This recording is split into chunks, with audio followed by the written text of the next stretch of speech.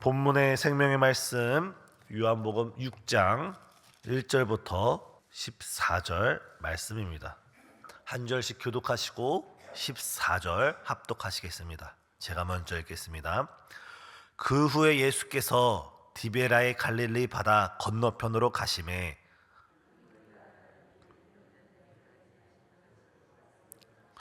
예수께서 산에 오르사 제자들과 함께 거기 앉으시니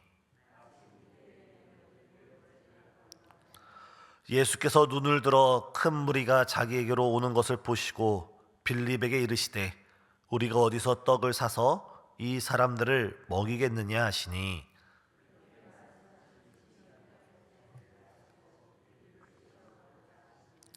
빌립이 대답하되 각 사람으로 조금씩 받게 할지라도 200데나리온의 떡이 부족하리이다.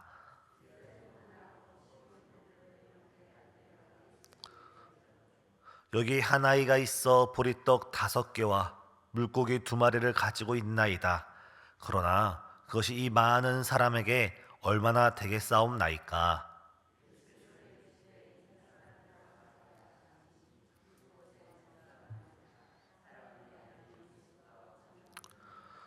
예수께서 떡을 가져 축사하신 후에 앉아있는 자들에게 나눠주시고 물고기도 그렇게 그들의 원대로 주시니라.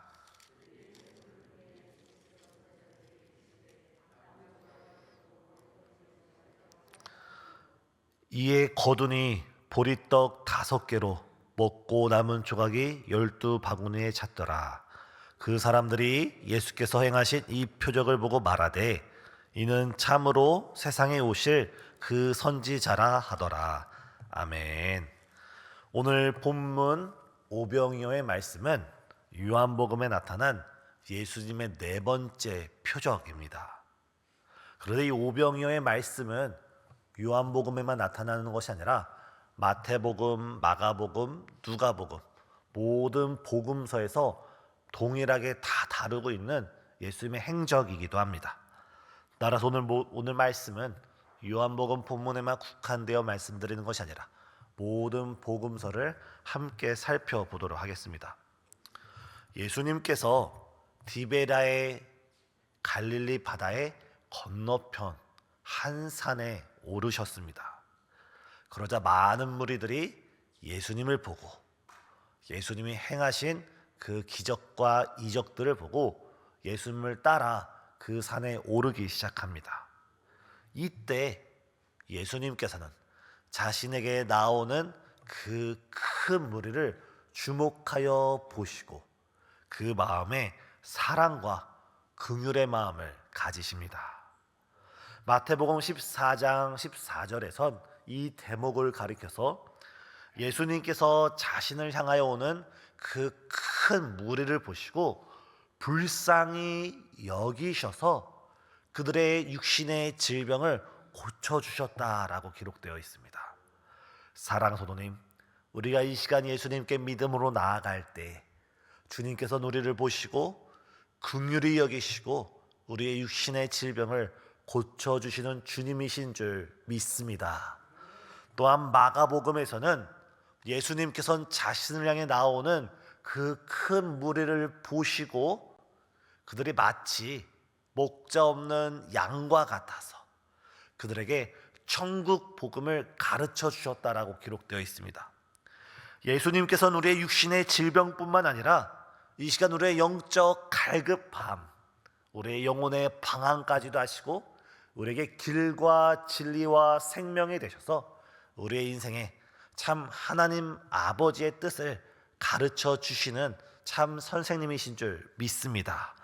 또한 누가복음을 보면 이 2가지가 모두 언급되고 있습니다. 예수님께서는 자신에게 나오는 그들을 긍휼히 여기시고 그들의 병을 고쳐주시고 그들에게 천국 복음을 가르쳐 주셨다라고 기록되어 있습니다. 그런데 오늘 본문 요한복음은 어떻습니까? 예수님께서 그들을 주목하여 보시고 그들의 육신의 배고픔마저 예수님께서 챙기시는 모습을 볼 수 있습니다.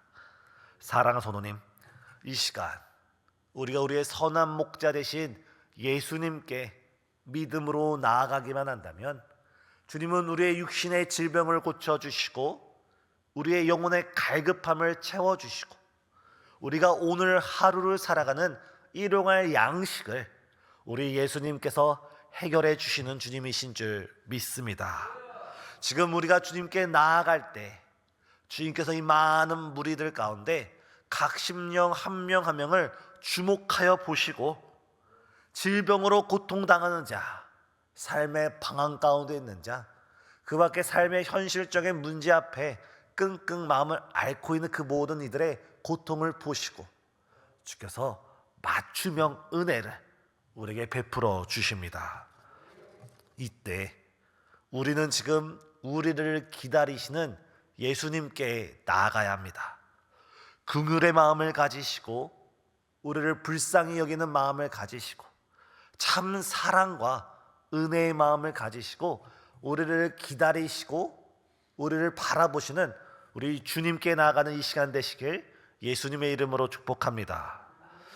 누가복음에서는 이때 예수님께서 그 무리가 자신에게 오는 것을 보시고 불쌍히 여기면서 그들을 영접해 주셨다라고 되어 있습니다. 그냥 그들을 맞이하는 것이 아니라 환대해 주셨다는 겁니다. 여기서 불쌍히 여기다는 것이 어떤 의미입니까? 누가복음에 이 불쌍히 여기다는 단어가 한 번 더 쓰이는데 바로 집 나간 둘째 아들 탕자가 자신의 잘못을 뉘우치고 회개하며 아버지 집으로 돌아올 때 그 아버지가 버선발로 뛰어나가서 그 아들을 맞이할 때 쓰는 표현이 불쌍히 여겼다, 치근히 여겼다라는 표현입니다. 이 시간 우리가 예수님께 믿음으로 나아가는 이 시간, 이 새벽 예배 가운데 주께서 우리를 영접해 주시는 줄 믿습니다. 따라서 우리는 믿음이 있어야 됩니다. 이 시간 우리가 믿음으로 주님께 나아갈 때 주님이 우리와 함께 하시고 우리가 믿음으로 주님께 나아갈 때 주님께서 우리에게 상 주시는 하나님이신 줄 믿습니다. 믿음이 없이는 하나님을 기쁘시게 하지 못하나니 하나님께 나아가는 자는 반드시 그가 계신 것과 그가 자기를 찾는 자들에게 상 주시는 이심을 믿어할지어다 말씀했습니다. 이 시간 우리와 함께 하시며 세상 땅 끝날까지 우리 함께 있겠다 약속하신 그 예수님을 믿고 그 예수님께 믿음으로 나아가 기도로 응답받는 저 우리 성도님 되시길 원합니다. 이때 우리도 예수님처럼 긍휼의 마음, 사랑의 마음, 다른 이웃을 향한 연민의 마음을 가져야 합니다. 우리 마음에 사랑이 없이는, 긍휼이 없이는 우리에겐 아무런 역사도 나타나지 않습니다. 우리 교회의 표가 무엇입니까? 말씀과 성령으로 능력받아 사랑으로 역사하는 교회입니다. 고린도전서에서는 어떻게 말씀하셨습니까? 여러 은사가 있을지라도 우리에게 사랑이 없으면 모든 것이 무익하다라고 되어 있습니다.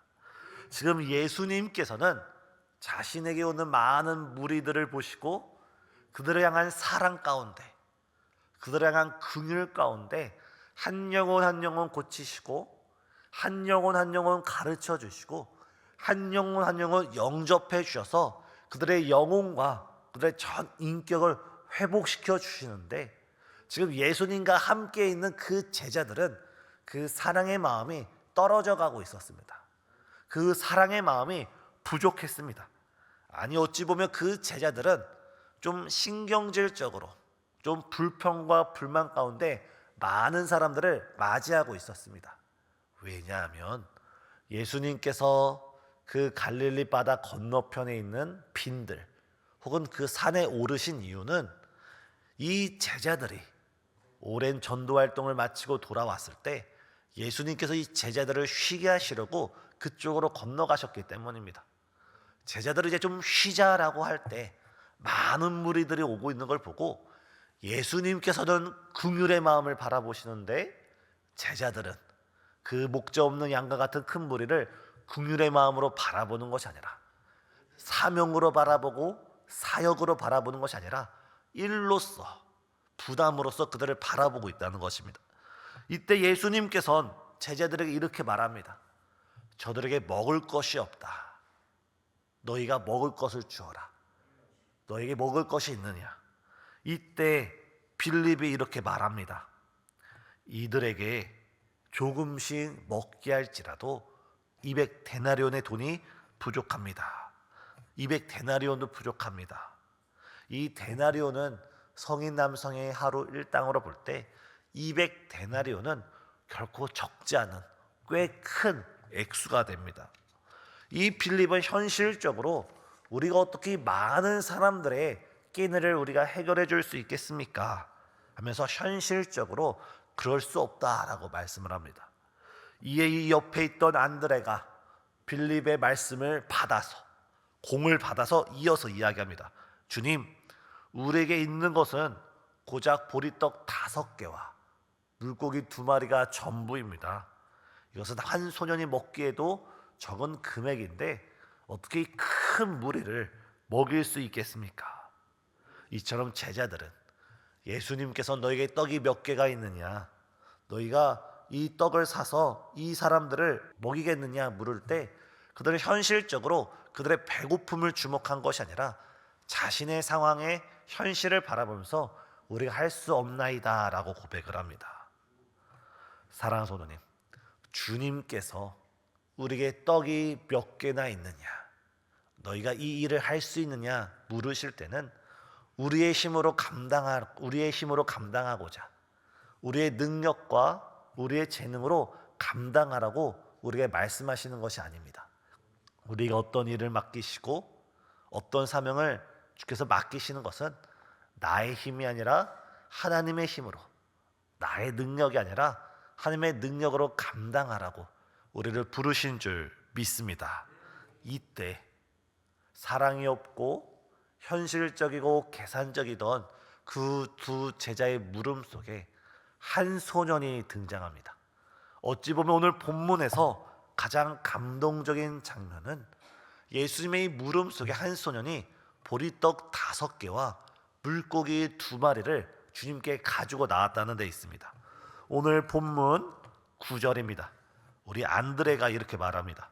여기 한 아이가 있어 보리떡 5개와 물고기 2마리를 가지고 있나이다. 그러나 그것이 이 많은 사람에게 얼마나 되겠사옵나이까. 예수님께서 어디서 떡을 구할 것인가 질문하셨을 때 안드레는 여기 보리떡 5개와 물고기 2마리가 있나이다, 여기서 말씀을 하고 멈췄으면 되는데 안드레의 실수는 이것이 이 많은 사람에게 얼마나 되겠사옵나이까 하면서 자신의 불신앙을 드러냅니다. 안드레는 오병이어가 장정만 5,000명이 된 이 군중들에게 아무런 의미가 없다는 것을 예수님께 말씀드린 것입니다. 그런데 이 한 아이가 가지고 나온 이 작은 도시락이 기적의 원동력이 되었고 기적을 일으키는 단초가 되었습니다. 그렇습니다. 기적은 주님께서 우리에게 말씀하실 때, 주님께서 우리에게 명령하실 때 우리가 그 말씀을 듣고 그 음성을 듣고 우리에게 있는 가장 작은 도시락, 물고기 5마리와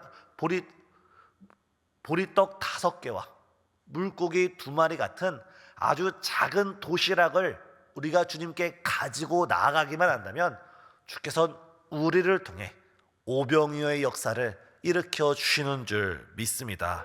우리가 하나님의 사명을 감당함에 있어서, 우리가 하나님의 영광을 나타남에 있어서 주님께서는 우리에게 많은 것을 원하시고 많은 것을 요구하시고 많은 희생을 바라시는 것이 아니라 한 소년이 한 끼 식사를 해결할 수 있는 작은 도시락을 예수님께 순수하게 드릴 때 주님께서 그 어린아이의 헌신을 통하여 그 도시락을 가지고 축사하시고 기도하시면서 주의 영광을 나타내신 줄 믿습니다. 사랑하는 성도님, 오늘 우리에게 있는 아주 작은 달란트, 오늘 우리에게 있는 아주 작은 하나의 도시락 같은 우리의 그 모습을 통해 우리가 순수하게 예수님 보리떡 5개, 물고기 2마리 같은 저를 사용하여 주시고 저를 축사하여 주시고 저를 통하여 하나님의 영광을 나타내 주시옵소서. 우리가 우리 자신을 헌신하며 주 앞에 나아갈 때 주님께서 우리 성도니 한 사람 한 사람을 통하여 큰 무리를 먹이고도 남음이 있는 축복의 주인공으로 사용하여 주실 줄 믿습니다. 이때 같은 사건을 놓고 마가복음에서는 너희에게 떡 몇 개가 있느냐라고 예수님이 물으십니다.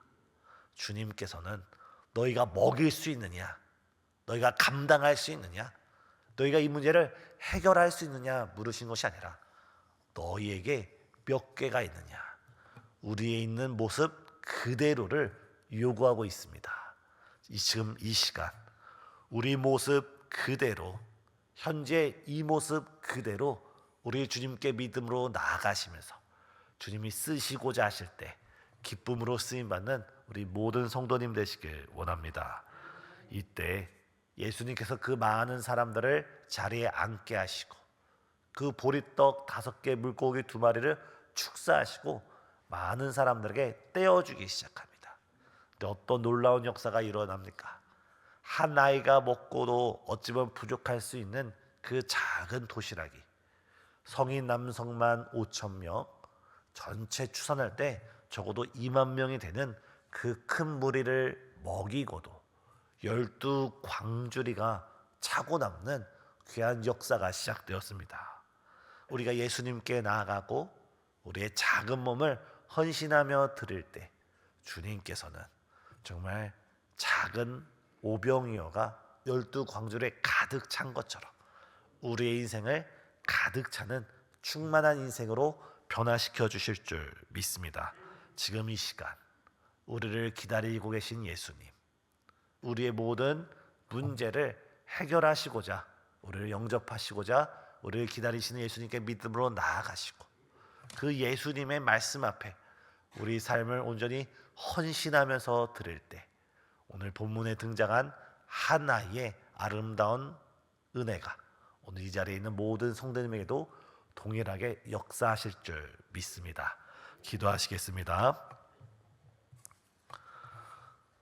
사랑과 은혜가 충만하신 하나님, 이 시간 우리가 믿음을 따라 주 앞에 나아가오니 정말 이 나라와 이 민족 가운데 있는 하루하루 연일 계속되는 여러 어지러움 가운데 속히 주님의 나라와 그의 의가 이루어지는 아름다운 대한민국 될 수 있도록 역사하여 주시옵소서. 하나님께서 이 나라를 긍휼히 여겨주시고 불쌍히 여겨주시고 이 땅 가운데 정말 하나님의 말씀만이 온전히 세워지는 복된 한국 될 수 있도록 주께서 우리나라를 이끌어 주시옵고 또한 이 시간 믿음으로 주 앞에 나오며 정말 육신의 문제와 삶의 문제를 놓고 주 앞에 부르짖는 여러 성도님들의 모든 기도 제목들마다 주께서 응답하여 주시고 주께서 속히 해결하여 주시옵기를 간절히 기도드리옵나이다. 특별히 주님, 이 시간 가운데 병상 가운데 누워있고 또한 삶의 여러 질병 가운데 고통당하는 우리 성도님들이 있사오니 주께서 피 묻은 손으로 안수하여 주시고 주의 얼굴을 향하여 주사 치료의 빛으로 속히 자리에서 일어나게 하여 주시옵고 주님, 오늘부터 우리 교육위원회 수련회 또한 우리 교육위원회 여러 행사 가운데 주의 영광 나타내 보여주시옵기를 간절히 기도드리옵나이다. 또 오늘 우리 목사님 경기도 광주에 있는 왕성교회 가운데 복음 증거하러 가실 때 영육간에 강건케 허락하여 주시고 정말 오순절 초대교회를 방불케 하는 귀한 역사 나타내 보여 주시옵소서. 주여, 이 추운 날 가운데 많은 성도님 오고 갈 때 낙상사고 일어나지 않게 하여 주시고 또 삶의 모든 형편 속에서 주께서 역사하여 주시옵기를 예수님의 이름으로 간절히 기도드리옵나이다. 아멘.